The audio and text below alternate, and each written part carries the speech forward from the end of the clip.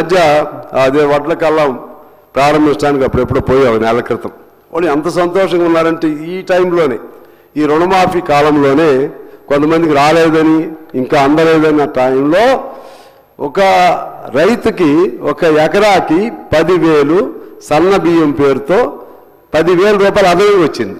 కారణం ఏంటంటే 20 క్వింటాలు వాళ్ళకి పండినాయి అంట. 20 క్వింటాలకి 500 చొప్పున 10,000 అదనంగా వచ్చింది ఎకరాకి. వాళ్ళు చాలా సంతోషంగా ఉన్నారు.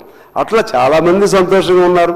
కొంతమంది ఇబ్బంది ఉన్న వాళ్ళని గమనంలో తీసుకుని నేను కోరుతున్నాను. అదేవిధంగా హోంవర్క్ మీరు చేయవలసిన అవసరం ఉందని నా సలహా. ఖచ్చితంగా ఏ మినిస్టర్గా మినిస్టర్ తమ శాఖలో ఏమి జరుగుతుందో ఖచ్చితంగా హోంవర్క్ చేయాల్సిన బాధ్యత ఉండి ఆ విధంగా శాఖను సంపూర్ణంగా ఎఫెక్టివ్గా దాన్ని నడుపుకుంటే మీకు మంచిదని నేను మీకు సలహా ఇస్తున్నాను. అదేవిధంగా ధరణి రద్దు చేశారు. రద్దు చేసిన ధరణి స్థానంలో కౌలుదారుల గుర్తింపు, కాస్తు కాలం లాంటివి త్వరితగతిన చేస్తే భూభారతి మంచి పథకం అవుతుంది. అదేవిధంగా స్కిల్ యూనివర్సిటీ అది చాలా మంచి కాన్సెప్ట్. స్పోర్ట్స్ యూనివర్సిటీ చాలా మంచి కాన్సెప్ట్. ఫ్యూచర్ సిటీ చాలా మంచి కాన్సెప్ట్. మహిళలకు ఉచిత బస్సు ప్రయాణం దాదాపు 500 కోట్ల ఆదాయం మహిళలకి, అది మంచి మహిళలకు ఉపయోగదాయకమైంది. 200 యూనిట్ల వరకు విద్యుత్తు మాఫీ, 50 లక్షల పేద కుటుంబాలకు అది ఉపయోగం. 500కి గ్యాస్ సిలిండర్ 43 లక్షల మందికి అది ఉపయోగం. 433 కోట్ల సబ్సిడీ. డైట్ ఛార్జీలు 40% పెంపు, విద్యార్థులకు ఉపయోగం. కాస్మెటిక్ ఛార్జీలు 200% పెంచారు, అది విద్యార్థులకు ఉపయోగం. ఒక్కొక్క నియోజకవర్గంలో 200 కోట్లతో యంగ్ ఇండియా స్కూల్ ప్రారంభం మొన్నే మంజూరు కూడా అయింది. మా నియోజకవర్గానికి కూడా వచ్చింది, మాలాగా ఇంకో 50 నియోజకవర్గాలకు వచ్చింది. అన్ని నియోజకవర్గాలకి అది విద్యారంగంలో అది రెవల్యూషనరీ చేంజ్. అలాగే యంగ్ ఇండియా పోలీస్ స్కూల్ మంచిదే. అమ్మ ఆదర్శ పాఠశాలలు మంచివే. పేదలకు ఇండ్లు ఇప్పుడే మొదలు పెడుతున్నారు, అది మంచిదే. రేషన్ కార్డులు ఇస్తున్న 10 ఏళ్ల నుంచి ఇవ్వనటువంటి రేషన్ కార్డులు ఇస్తున్నారు, అది మంచిదే. ఆదాయం సర్టిఫికెట్స్ ఈ మధ్య 10 ఏళ్ల తర్వాత మొన్నే చూసాం, అది మంచిదే. బీసీలకు 42% రిజర్వేషన్ చట్టబద్ధత ఎవరూ చేయలేనిది రాష్ట్రం, దేశంలో ఏ రాష్ట్రంలో చేయలేనటువంటి చట్ట దాని రిజర్వేషన్ మీరు ప్రతిపాదన చేశారు. రేపు చట్టం కూడా రేపు 15వ తారీఖు కాబోతుంది. దానికి నేను మనస్ఫూర్తిగా మీకు అభినందన తెలియజేస్తా ఉన్నాను. జస్టిస్ షమీమ్ అఖ్తర్ ఆధ్వర్యంలో ఎస్సీ వర్గీకరణ కూడా భారతదేశంలో మన రాష్ట్రంలో మొదటిసారి జరిగింది. ఆరోగ్యశ్రీ 5 లక్షల నుండి 10 లక్షలు పెంపుదల, ఆరోగ్యశ్రీలో 153 జబ్బులను అదనంగా చేర్చడం, ఇవన్నీ కూడా మంచి డెవలప్మెంటల్ యాక్టివిటీస్లో భాగమే. అలాగే నిన్న అనుకుంటాను బట్టి గారు ప్రకటన చేశారు, నిరుద్యోగ యువతకు ప్రతి ఒక్కరికి 3 లక్షల చొప్పున ఇచ్చే విధంగా నిరుద్యోగ యువతకు ఒక ఆధారం చూపెడతామని చెప్పారు. వారికి అభినందనలు. అదేవిధంగా ఒలింపిక్స్ సంబంధించి ఒక స్టేట్మెంట్ వచ్చింది. నిన్న ఎవరో అన్నారు 3 లక్షల కోట్లతో ఒలింపిక్స్ ఈ హైదరాబాద్లో నడుపుతారా, ఇంకా వ్యంగ్యంగా అన్నారు ముఖ్యమంత్రి ప్రకటన. నేనేమన్నానంటే ఒలింపిక్స్ హైదరాబాద్లో జరపటం అంటే ఒక తెలంగాణ రాష్ట్రం కాదు జరపటం. ఒలింపిక్స్కి అనువైనటువంటి ప్రదేశం ఏదైనా ఉందంటే భారతదేశంలో అమెరికా మన హైదరాబాద్ నెంబర్ 1 ప్రదేశంగా ఉంటుందనేది సెన్స్ అందులో ఉంది. అది కూడా అర్థం చేసుకోకపోతే ఇంకేం చెప్పాలి. భారతదేశంలో ఏదో ప్రాంతంలో ఒక అంతర్జాతీయ వేడుక జరిగితే అది మొత్తం ఆ రాష్ట్రమే భరిస్తుంది అంటే ఎక్కడైనా భారతదేశం తరపున మొత్తం భారతదేశం భరించాలి. కానీ దానికి అనువైనటువంటి ఇన్ఫ్రాస్ట్రక్చర్, అనువైనటువంటి ప్రాంతం అమెరికాను మించి మన హైదరాబాద్ని మించి భారతదేశంలో ఇంకేదైనా 1-2 రాజధానులు ఉంటాయేమో నాకు తెలియదు. ఎంతకంటే మించిన రాజధాని హైదరాబాద్ కంటే మించిన రాజధాని, ఎంతకంటే అభివృద్ధి చెందుతున్నటువంటి రాజధాని, ఇప్పుడు ఆ 4th సిటీ కూడా వస్తే ఎంతకంటే అభివృద్ధి చెందేటువంటి రాజధాని లేదనేది నా అభిప్రాయం అని మీ ద్వారా తెలియజేస్తున్నాను అధ్యక్ష. అదేవిధంగా సామాజిక ఆర్థిక సర్వే కేంద్రమే వెల్లడి చేసింది 24-25. దీని ప్రకారంగా సొంత ఆదాయంలో మన రాష్ట్రం టాప్ పొజిషన్లో ఉంది. రాష్ట్రంలో 100% గ్రామాలకు రక్షిత మంచినీరు అందుతున్నాయి. స్థూల ఉత్పత్తుల సేవల రంగంలో దేశంలో మన రాష్ట్రం 7వ స్థానంలో ఉంది. జీడీపీలో 5% సొమ్ము మన రాష్ట్రం నుంచే పోతా ఉంది. తర్వాత ఐటీ సేవల్లో కర్ణాటక తర్వాత సెకండ్ ప్లేస్లో మనం ఉన్నాం. రియల్ ఎస్టేట్లో బెంగళూరు ముంబైతో పోటీగా మన హైదరాబాద్ ఉంది. అదేవిధంగా 88% సొంత పన్నుల రాబడితో మన రాష్ట్రం ఉంది. ఇవన్నీ చాలా మంచి విషయాలు. ఇవి ప్రజలకు చేరవేయటంలో మీ వైఫల్యం ఉందనేది మాత్రం నేను చెప్తున్నాను. మీరు స్పోర్టివ్గా తీసుకోండి, నెగిటివ్గా తీసుకోండి. మంచి మీరు నేను స్నేహితుడిగా మీరు ఏమేమి మంచి చేస్తున్నారో అవన్నీ చెబుతూ ఎక్కడ ఫెయిల్ అవుతున్నారో అది అర్థం చేసుకోమని నేను మీకు తెలియజేస్తున్నాను. అలాగే జిల్లా కేంద్రాలు, పట్టణాల అభివృద్ధికి, మున్సిపాలిటీల అభివృద్ధికి, కొత్త మున్సిపాలిటీలు, కొత్త మున్సిపల్ కార్పొరేషన్లు ఇవన్నీ కూడా అభివృద్ధి సంకేతాలు. ఇవన్నీ కూడా మన తెలంగాణలో ఇవాళ జరుగుతూ ఉన్నాయి అధ్యక్ష. అదేవిధంగా ఒక మాట ఈ సందర్భం చెప్పాలి. అప్పులకు సంబంధించి చెప్పేటప్పుడు ఓ సామెత ఉంటుంది. ఎప్పుడు ఏది జరగకూడదు అది జరిగిందని అంటారు. ఇక్కడ అది ఆ సామెత నేను అన్న. కానీ ఇవాళ పదవిలో లేకుండా కేసీఆర్ అదృష్టవంతుడు, పదవిలో ఉండి రేవంత్ రెడ్డి గారు దురదృష్టవంతుడు. దురదృష్టవంతుడిని కాదని రుజువు చేసుకోవాలి రేవంత్ రెడ్డి గారు, మీ టీం మొత్తం. ఇది నా పాయింట్. ఎందుకంటే ఇప్పుడు హ్యాపీగా ఉన్నాడు, ఆయన హ్యాపీగా ఉన్నాడు. 10 ఏళ్ళ తర్వాత హ్యాపీగా. ఇప్పుడు ఆయనకి ఏ బాధ లేదు. మీరు ఏ రాయి దొరికిద్దా వేద్దామనే ఆలోచనలో వాళ్ళు ఉన్నారు. ఇది ఇవాళ జరుగుతున్నటువంటి పరిస్థితి అధ్యక్ష. ఇక మీరు ఇందాక నేను చెప్పాను బీజేపీది.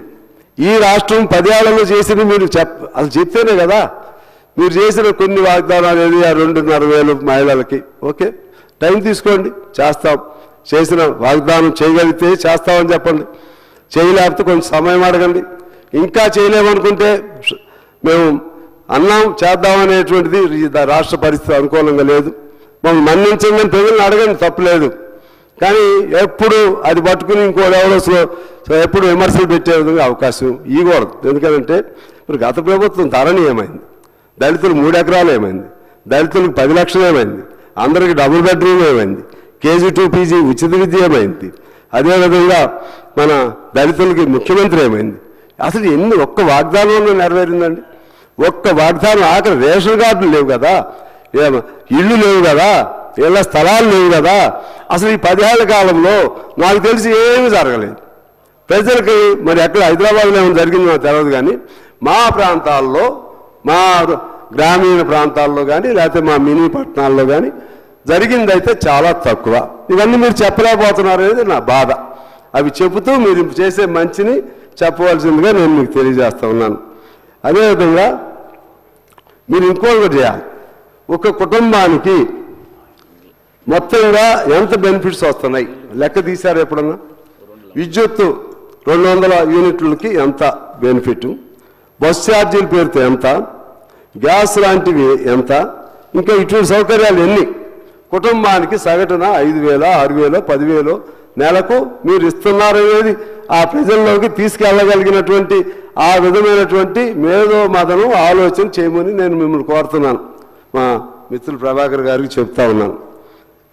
అదేవిధంగా ఇవాళ ఇంత చేస్తున్నా ఇంకా ఇందాక నేను చెప్పింది ఏంటంటే ఇప్పుడు ఉన్నటువంటి పరిస్థితి దురదృష్టవంతమైన పరిస్థితి అని, ఇంకా చేయాల్సింది కూడా చాలా ఉంది. దీని నుంచి సింపుల్గా ఆ ప్రభుత్వం చేసిందని చెప్పితే కుదరదు. నేను మొదటిసారి మాట్లాడేటప్పుడు 1 సంవత్సరం గడువు అని చెప్పాం. వాళ్ళ సంవత్సరం అయిపోయింది. ఇప్పుడు దాని నుంచి ఎలా ఇంకో సంవత్సరమా? ఇప్పుడు దీని నుంచి ఎలా రావాలి, ఎక్కడి నుంచి రావాలి, ఇది సీరియస్గా మనం ఆలోచన చేయాలి. ఇవాళ కేంద్ర ప్రభుత్వం దాని పేరు కేంద్ర ప్రభుత్వం అనకూడదు. అదేంటంటే రాష్ట్రాల సమాఖ్య. It is the union of states. ఈ యూనియన్ ఆఫ్ స్టేట్స్లో ఇది మనందరికీ అది ఒక ఆధారం మాత్రమే. ఎన్టీ రామారావు గారు అప్పట్లో ఇది కేంద్రం అనేది మిథ్య అని చెప్పారు. డబ్బులన్నీ మనమే పోతుంటే అక్కడ పెత్తనం వాళ్ళు చేస్తున్నారు. మన వాటా ఇవాళ అంటున్నారు కదా, ఇప్పుడు విమర్శలు పెట్టారు కదండి, వాళ్ళని నేను అడుగుతున్నా. అసలు తెలంగాణ డబ్బులు తెలంగాణకు వదిలేయండి. తెలంగాణ డబ్బులు తెలంగాణకు వదిలేసి అప్పుడు మీ కేంద్రం షో ప్లేట్ చూపెట్టండి. ఇవాళ డబ్బులన్నీ రాష్ట్రాలకి తీసుకెళ్తూ, అందులో దక్షిణాది రాష్ట్రాల నుంచి తీసుకెళ్తూ, మళ్ళీ మన కడుపు కొడుతూ, వాళ్ళు ఇష్టం వచ్చిన చోట వాళ్ళు చేస్తూ, ఇవాళ ఈ రాష్ట్రం బాగలేదంటే ఎలా బాగుంటుంది? ఇవాళ మీ బాధ్యత ఉందా లేదా? భారతదేశంలో తెలంగాణ భాగస్వామ్య కాదా? సమాధానం వాళ్ళు చెప్పాలని అధ్యక్ష మీ ద్వారా నేను వారిని కోరుతా ఉన్నాను. ఎందువల్లంటే నిన్నగా మొన్న కేంద్ర బడ్జెట్లో దాదాపు 30,000 కోట్లు ఆంధ్రప్రదేశ్కి ఇచ్చారు. అంటే మీతో స్నేహంగా ఉంటే మీ ఇష్టం వచ్చినట్టుగా ఇస్తారు, మీకు లొంగే వరకు వాళ్ళని ఎండబెడతారు. వాళ్ళకి పోలవరానికి జాతీయ హోదా ఇచ్చారు, విశాఖ స్టీల్ లాంటి వాటిని టేకప్ చేశారు. మరి మన పాలమూరు రంగారెడ్డికి లేదు, అంతకుముందు మన కాళేశ్వరంకి లేదు, ప్రాణహిత చేవేళ్ళకి లేదు, పని అది పేరు మారిందనుకోండి. ఎప్పుడైనా ₹1 ఇచ్చారా మనకి అధ్యక్ష 10 ఏళ్ల కాలంలో? అలాగే బయ్యారం స్టీల్, దాన్ని ఎప్పటి నుంచో అడుగుతున్నాం, దాని మీద పోరాటం అనేకం చేశాం, దానికి సంబంధించిన ఊసే లేదు. ఇవాళ నిందాక మిత్రులు మాట్లాడారు, ఇంతకుముందు కేంద్ర మంత్రి గారు ఒక స్టేట్మెంట్ ఇచ్చారు. ఆ మధ్య 8.5 లక్షల కోట్లు ఈ తెలంగాణకు మేము ఇచ్చామని లెక్కలతో చెప్తున్నారు వాళ్ళు. నేను అడుగుతున్నాను, అసలు ఇక్కడి నుంచి మీరు తీసుకెళ్ళింది అంత? అసలు మీరు తీసుకెళ్ళింది చెప్పరు. మేము ఇచ్చామంట, ఇచ్చేది ఎవరు? మీ జేబుల్లో ఇస్తున్నారా? మీ సొమ్ము అది మన సొమ్ము. మా సొమ్ములో ఇక్కడి నుంచి పోయే డబ్బులో రూపాయికి ₹40 మాత్రమే ఇస్తున్నారు మీరు. అది వేరు, 40 పైసలు, సారీ. ఇదేమో మొత్తం పూల్ అన్నీ కలిపితే ₹40 మనకి ఇస్తున్నారు. దీనిలో ఒక్క సెంట్రల్ పూల్ ఒకటి ఉంటుంది, ఓన్లీ సెంట్రల్ పోయే డబ్బులు. దానిలో ఎంత ఇస్తున్నారంటే, దీన్ని కేంద్ర ప్రభుత్వం ట్యాక్స్ రెవల్యూషన్, పన్ను విభజన, ఇది పూర్తిగా అశాస్త్రీయం ఉన్నది. సెంట్రల్ పూల్ నుండి మనకు మొత్తం రాష్ట్రాలకి 41% ఇస్తారు, టోటల్గా 41%. అది వేరు, ఇందాక నేను చెప్పిందే మొత్తం డబ్బులు కలిపి. ఓన్లీ సెంట్రల్ పూల్ అంటే ఓన్లీ సెంట్రల్కి పోయే డబ్బులు, అది ఇన్కమ్ ట్యాక్స్ లేకపోతే కస్టమ్స్, ఇటువంటి సెంట్రల్ డబ్బులే అవి. దానిలో మనకి ఎంత ఇస్తారంటే 2.102 మనకి ఇస్తున్నారండి. ఉత్తరప్రదేశ్కి ఎంత ఇస్తున్నారంటే 17.936 వాళ్ళకి ఇస్తున్నారు. బీహార్కి 10.058 వాళ్ళకి ఇస్తున్నారండి. ఇది అంటే ఇది కొన్ని మనకు ఉదాహరణకు చెప్తున్నాను. తమిళనాడుకి అంతే. ఇవాళ తమిళనాడులో ఇప్పుడే ఇంతకుముందే ఒక స్టేట్మెంట్ చూశాను. వాళ్ళు ఈ గొడవతో ఈ కేంద్ర ప్రభుత్వంతో మాకు కుదరదు అనే ఆలోచనకు వచ్చి ఫస్ట్ స్టెప్గా స్టేట్ బడ్జెట్ నుంచి తమిళనాడు ప్రభుత్వం రూపీ సింబల్ తొలగించింది అధ్యక్ష. రూపీ సింబల్ని తమిళనాడు ప్రభుత్వం ఇవాళే స్టేట్ వాళ్ళ బడ్జెట్ ప్రవేశపెడుతున్నట్టున్నారు, తొలగించింది. కారణం ఏంటంటే ఆ కేంద్రంతో మాకు సంబంధం లేదు అనేది మొదటి స్టెప్. ఈ మధ్యకాలంలో అనలేదు, ఇంకా అనలేదు, అదే చెప్తున్నా. అలాగే ఈ మధ్య డీలిమిటేషన్, పార్లమెంట్ స్థానాల డీలిమిటేషన్ పేరుతో కూడా ఒక కేంద్ర ప్రభుత్వం ఒక ఆలోచన చేస్తుంది అధ్యక్ష.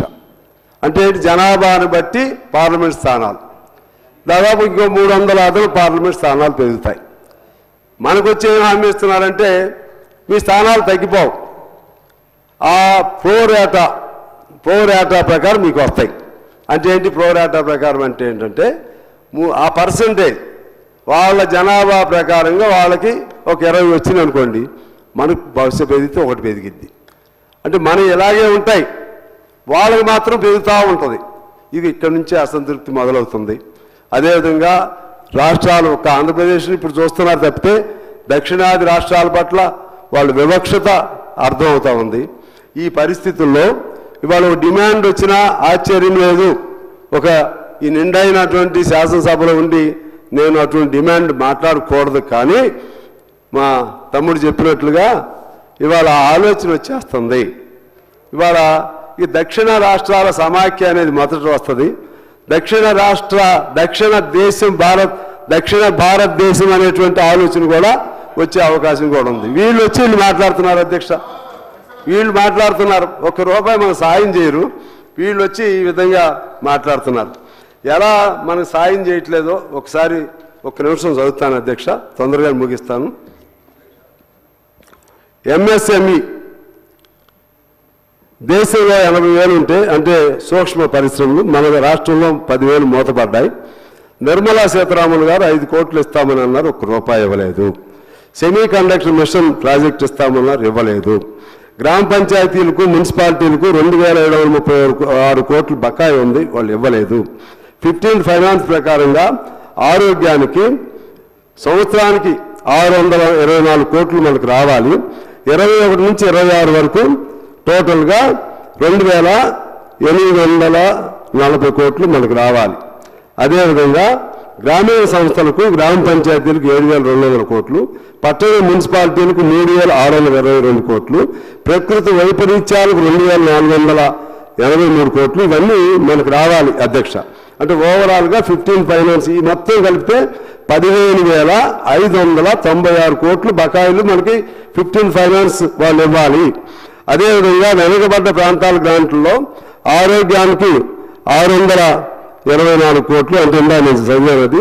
ప్రధానమంత్రి గ్రామీణ సడక్ యోజన కింద 255 కోట్లు, సెన్సస్కు 46 కోట్లు, జ్యుడిషియల్ 245 కోట్లు, ఉన్నత విద్యకు 129 కోట్లు, వ్యవసాయ అభివృద్ధికి 165 కోట్లు, స్పెసిఫిక్ గ్రాంట్ 2,362 కోట్లు, మొత్తం 5,386 కోట్లు వెనుకబడ్డ ప్రాంతాల గ్రాంట్కు రావాలి అధ్యక్ష. టోటల్గా 15 ఫైనాన్స్ కానీ ఇది కానీ కలిపితే 20,940 కోట్లు మనకు రావాలి. అదేవిధంగా జిఎస్టీ మన సిజిఎస్టీ మనకు రావాల్సింది 7 నన్ను మాట్లాడండి, తర్వాత మాట్లాడు. మనకు రావాల్సింది సిజిఎస్టీ 7,832 కోట్లు రావాలి అధ్యక్ష. 7,832 కోట్లు రావాలి. అంటే ప్రతి ఏప్రిల్ నెలలో విడుదల కావాలి. అది చివరి వరకు గడుపుతూ మార్చి వరకు ఇస్తానే ఉంటారు అధ్యక్ష. రైల్వే ప్రాజెక్టులు పట్ల వివక్షత, నీతి ఆయోగ్ సిఫార్సు, నీతి ఆయోగ్ మనకు సిఫార్సు చేసింది అధ్యక్ష. ఆనాడు టీఆర్ఎస్ ప్రభుత్వం ఉన్నప్పుడు భగీరథకు అది ప్రోగ్రెస్ దీని కింద 19,000 కోట్లు ఇవ్వాలని, మిషన్ కాకతీయకు 5,205 కోట్లు ఇవ్వాలని నీతి ఆయోగ్ సిఫార్సు చేసింది.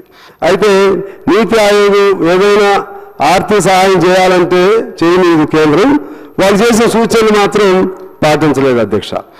అసెంబ్లీ స్థానాలు 119 రావాలి, మనకి 119, 153 రావాలి, అది కూడా మనకు చేయలేదు అధ్యక్ష. ఈ విధంగా అన్ని అంశాల్లో మనకి తీరని అన్యాయం కేంద్ర ప్రభుత్వం జరుగుతుంది. ఆ డబ్బులు మనకు రావాలని నేను కోరుతున్నాను.